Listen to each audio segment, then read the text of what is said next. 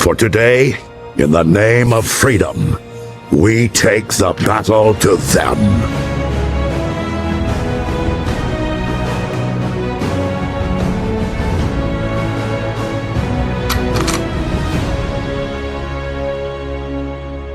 Ladies and gentlemen, we have two bits of information regarding what Deadpool and Wolverine was originally going to be.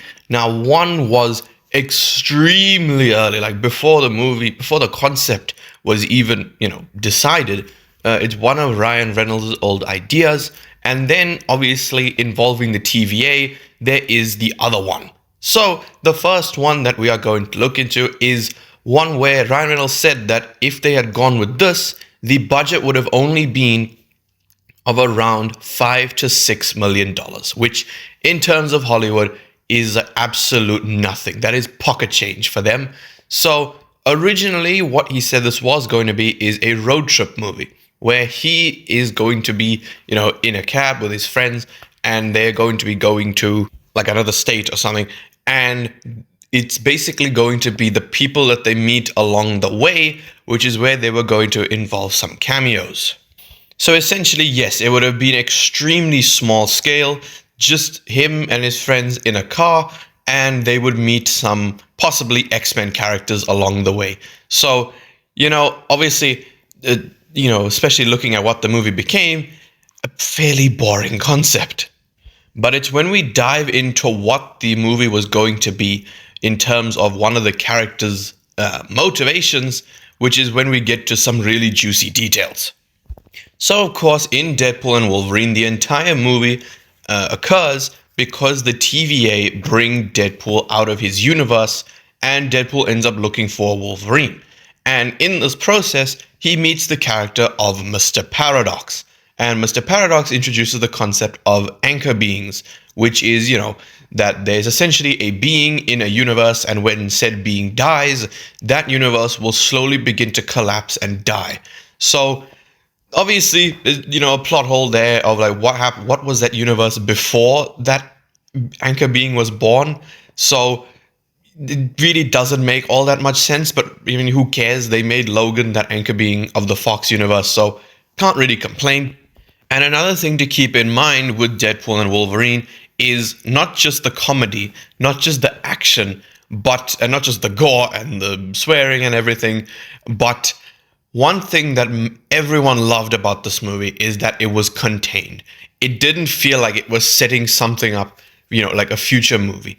And that's what most Marvel movies are, unfortunately, is just another step to Avengers 5, And they didn't really feel like contained stories. We got very, very few of those, like No Way Home, Wakanda Forever, Shang-Chi, Guardians of the Galaxy Volume 3. Very few projects, and those projects were amazing. So, of course, before it got renamed to Avengers Doomsday, Avengers 5 was the Kang Dynasty, since Kang was the big bad that they were building up to. But what was going to happen in Deadpool and Wolverine is Mr. Paradox was going to be collecting anchor beings to fight the Council of Kangs. Essentially just reducing this movie to being, yes, a mostly Deadpool and Wolverine movie, but with Mr. Paradox still infecting it with that, Kang storyline, which really just became like a poison to the MCU. That's what kind of made the build up to Thanos so, fantastic, is that they weren't like jamming his presence into your skull.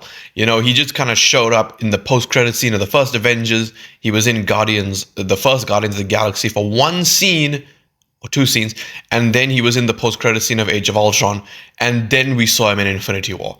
So he only had really like 3 scenes as a build-up, and that was enough because everyone was excited. With Kang, they really are trying to jam it into your brains to try and get you excited for him. And that's why I'm so happy that we are done with the Kang storyline. Because don't get me wrong, that had potential. It had a lot of potential, but especially after how they handled him in Ant-Man and the Wasp: Quantumania, even though he was arguably the best part of the movie, they really did him dirty in that one, and they just treated the Council of Kangs like a bunch of buffoons, where they were just screaming and cheering like little children. And I guess that's why I'm happy that they cut this from the movie. And yeah, I much prefer with what they actually did.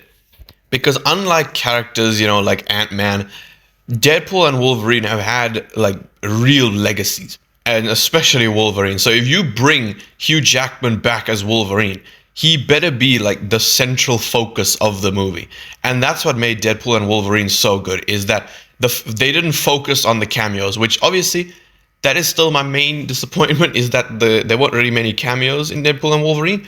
But looking at it now, this movie is exactly what it should have been, is Deadpool and Wolverine. And that's what the movie was focused on. Not the cameos, not setting up future films.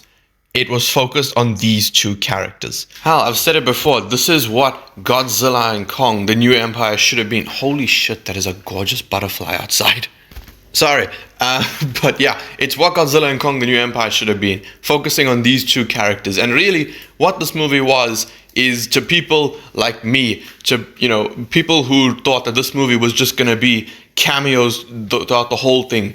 It's a big fuck you to all of us, and I'm so happy about it, because it proved that, it didn't need the cameos. It really didn't. The movie was just amazing because it gave us exactly what we wanted in terms of these two characters. So yes, Deadpool and Wolverine, fucking phenomenal.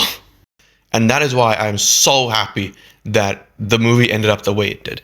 Normally I would say, let me know your thoughts on this, but I think everyone is going to come to a unanimous decision that this was the best decision for the movie, because really, if there's anything that this movie needed, it is not just setting up a future film. I mean, this movie has been the biggest film of the year. It's been out for like just over a week, and it has made $700 million. That is like just less than $100 million a day. That is absolutely ridiculous, and I'm so happy, because really, I haven't seen Dune Part 2 because I haven't seen the first one. But as far as the movies from 2024 that I've seen, this is the first one that is actually great. Hell, I mean, I literally made the clip of him dancing to Bye Bye Bye my ringtone and my call like display. So that's just, it's amazing. So yeah, thank God for Daniel RPK for, revealing that whole thing about Mr. Paradox, because man, that guy, He rarely misses anything, to be honest.